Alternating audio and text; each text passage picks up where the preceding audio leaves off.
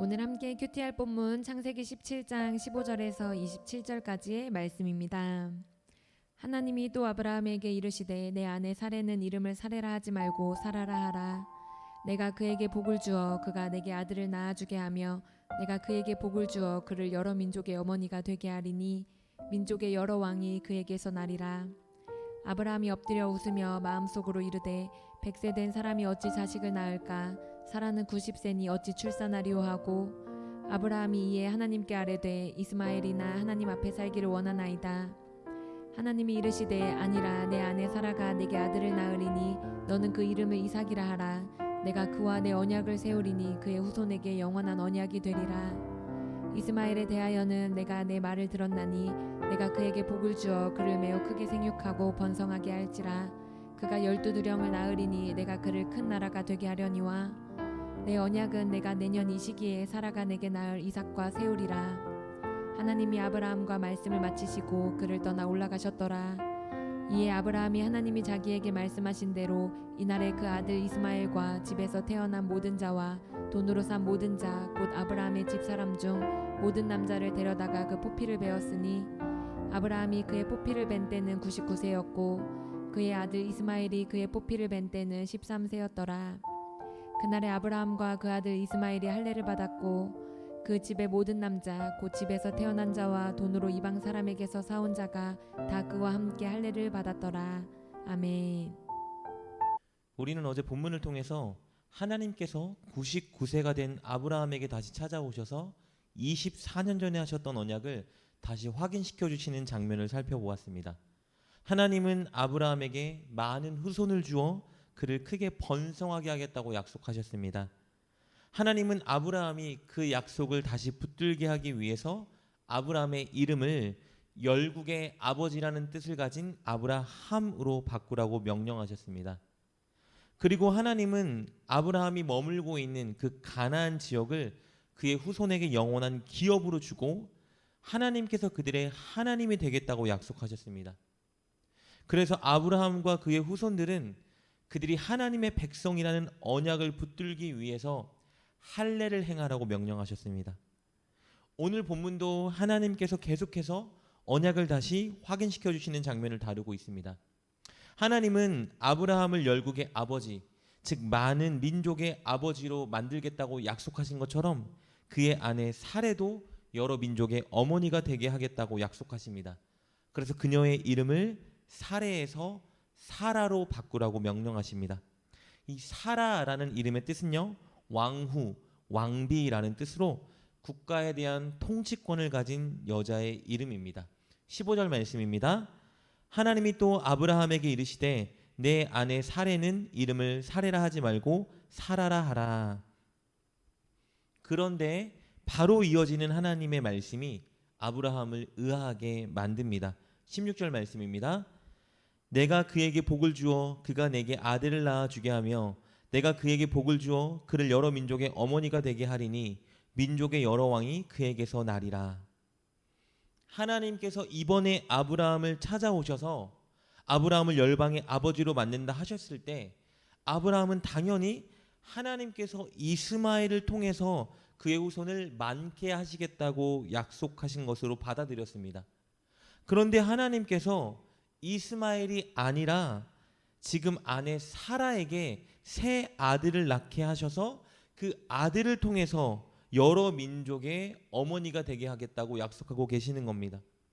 이것은 사실 24년 전에 처음 하나님께서 아브라함을 찾아와 약속하셨던 내용입니다. 24년이라는 긴 세월 동안 아브라함은 이 약속을 잊고 있었습니다. 아니 사실은 신락 같은 희망을 가진 적도 있었지만 13년 전 그가 하갈과 동침하여 이스마엘이라는 아들을 낳은 이후로는 이 약속을 완전히 저버렸습니다. 아브라함에게는요, 그럴 만한 합당한 핑계가 있었습니다. 하나님께서 늙은 자신에게 찾아오셔서 아들을 주겠다고 약속해 놓고선 아들을 주지 않았던 것이죠. 그러니까 아브라함의 입장에서는 그 약속을 버린 것은 자기의 탓이 아니라 하나님의 탓이었습니다. 여러분, 성경에 기록되어 있지는 않지만 아브라함과 사라가 처음 하나님의 약속을 받았을 때 그들이 얼마나 많은 노력을 했겠습니까? 희망이 부풀어서 잠자리를 갖고 임신하진 않았을까 기대했지만 그 기대가 꺾이고, 임신했겠지 또 기대했다가 그 기대가 꺾이고, 결국은 실망하고 낙심하고, 이 과정을 얼마나 숱하게 경험했겠습니까? 이 많은 과정을 통해서 그들은 늘 슬픔과 좌절을 맛봤습니다. 이 누군가는 쉽게 믿음이 없는 행동이라고 말할 수 있지만, 아브라함과 사라는 너무나 많은 순간, 오랜 기간 동안을 하나님 말씀에 순종했다가 실망하고 낙심하고 좌절하는 순간을 맛봤습니다. 그 많은 과정을 통해서 그들이 꿈을 포기했던 것이죠. 그리고 이제 24년이라는 시간이 지나서 아브라함은 99세가 되었고 사라는 89세가 되었습니다. 이제 완전히 아기를 갖는 것은 불가능한 상황입니다. 그런데 하나님께서 또 오셔서 이제서야 또 한 번 말씀하십니다. 아이를 줄게. 여러분이 아브라함이라면 아멘 하고 그 말씀을 받을 수 있겠습니까? 믿기 힘들 거예요. 아브라함도 믿지 못했습니다. 아니, 믿지 않은 거죠. 그래서 하나님 됐습니다, 이렇게 반응하는데요. 우리 17절과 18절 말씀입니다. 아브라함이 엎드려 웃으며 마음속으로 이르되 100세 된 사람이 어찌 자식을 낳을까? 사라는 90세니 어찌 출산하리요 하고, 아브라함이 이에 하나님께 아뢰되 이스마엘이나 하나님 앞에서 살기를 원하나이다. 아브라함은 믿지 않았습니다. 그저 웃으면서 하나님께 역으로 부탁합니다. 하나님, 새로운 아들은 됐고요, 지금 있는 여종을 통해서 나온 이스마엘이라는 내 아들이나 하나님 앞에 잘 살게 복을 주십시오 라고 말합니다. 그러나 하나님은 단호하게 말씀하시죠. 우리 19절 말씀입니다. 하나님이 이르시되 아니라 내 아내 사라가 내게 아들을 낳으리니 너는 그 이름을 이삭이라 하라. 내가 그와 내 언약을 세우리니 그의 후손에게 영원한 언약이 되리라. 하나님은 사라가 반드시 아들을 낳게 하신다고 약속하십니다. 그리고 낳지도 않은, 생기지도 않은 그 아들의 이름을 이삭이라고 하라고 명령하십니다. 이 이삭이라는 이름의 뜻은 웃음입니다. 하나님께서 왜 웃음이라는 이름을 아들에게 주라고 명령하셨을까? 두 가지 의도가 있습니다. 하나님은 당신의 약속을 듣고 믿지 못하여 웃은 아브라함을 겨냥해서 아들의 이름을 웃음이라고 지으라고 말씀하신 겁니다. 즉, 아들을 갖게 될 때 하나님을 신뢰하지 못해서 웃었던 이 순간을 기억하며 앞으로 하나님을 더 신뢰하는 삶을 살라는 의도로 아들 이름을 이삭이라고 지으라 명령하신 겁니다. 그리고 두 번째 의도는요, 하나님은 아브라함에게 이 이삭이라는 아들을 주셔서 진짜 아브라함이 웃게 만들 의도를 가지고 계셨습니다. 행복한 웃음을 주기 위함이었죠. 이렇게 하나님은 약속을 주시고 사라지셨습니다. 이제 아브라함의 선택이 남아있죠. 믿을 것인가 믿지 않을 것인가. 그러나 결국 아브라함은 다시 하나님을 신뢰하기로 결정했습니다. 그래서 하나님이 명령하신 대로 순종하는데요, 첫째, 자기 이름을 아브라함으로 바꿨고, 둘째, 자기 아내 이름을 사라로 바꿨고, 그리고 셋째, 자신을 비롯한 모든 남자들에게 할례를 행하게 만들었습니다. 23절 말씀입니다.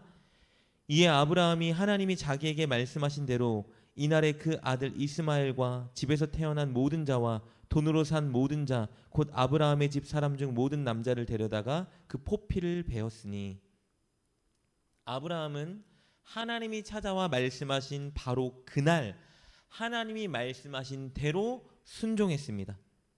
99세의 남자가 자기 생식기의 포피를 잘라내는 일이 쉬웠겠습니까? 어려운 일이죠. 그러나 아브라함은 순종했습니다. 아브라함은 다시 하나님을 신뢰하며 그 일을 바로 즉각 하나님 명하신 그대로 행했습니다. 하나님은 이 모든 과정을 통해서 아브라함이 어떤 상황 속에서도 하나님을 바라보고 하나님을 신뢰하는 사람으로 만들어가고 계셨던 겁니다. 결국 아브라함은 진정한 아브라함으로 거듭나고 있었던 것이죠. 사랑하는 여러분, 우리의 삶의 무거운 문제들로, 때로는 실패라는 쓴맛 때문에, 때로는 우리가 원하는 일이 진행되지 않을 때, 혹은 우리의 기대가 꺾일 때, 그리고 우리의 기도가 응답되지 않을 때 우리는 하나님이 우리를 돕지 않고 계신다 생각하기 쉽습니다. 그래서 때로는 우리의 꿈을 버리고 약속의 말씀을 뒤로 하고 믿음을 포기하는 자리에 서기도 합니다. 그러나 그때 우리는 분명히 명심해야 합니다. 하나님은 단 한순간도 우리와 우리를 향한 하나님의 약속을 잊은 적이 없으십니다. 하나님께서는 반드시 우리를 다시 일으켜 세우실 겁니다. 그리고 그 모든 과정을 통해 아브라함이 되었던 것처럼 우리를 하나님을 더 신뢰하고 하나님의 약속의 복을 받을 만한 믿음의 사람으로 우리를 만들어 가실 겁니다. 이것을 명심하시고 다시 하나님께 모든 것을 맡기는 여러분 되십시오. 하나님께서 일하시지 않는 것 같아도, 기도에 응답하지 않으시는 것 같아도 하나님께 다 맡기십시오. 다시 기도하고 더 열심히 예배하고 다시 헌신하는 그 자리에 서십시오. 그때 여러분을 믿음의 본이 되는 아브라함으로 만드실 것입니다. 꼭 그렇게 하여 아브라함에서 아브라함으로 성장하는 여러분 되시길 주님의 이름으로 축복합니다. 기도하겠습니다. 우리의 믿음을 성장시켜 주시는 하나님, 아브라함이 아브라함이 된 것처럼 우리도 날이 갈수록 하나님을 더 신뢰하는 믿음의 사람이 되게 하여 주옵소서. 믿음이 흔들릴 때 더 열심히 기도하고 예배하며 의심이 갈 때 더 순종할 수 있도록 우리를 붙잡아 주시고 인도해 주옵소서. 예수님의 이름으로 기도드립니다. 아멘. 오늘 말씀을 통해 깨닫고 결단한 것은 무엇입니까? 그것을 붙들고 하나님께 기도합시다. 그리고 그렇게 실천하며 하루를 살아가는 여러분 되시길 주님의 이름으로 축복합니다.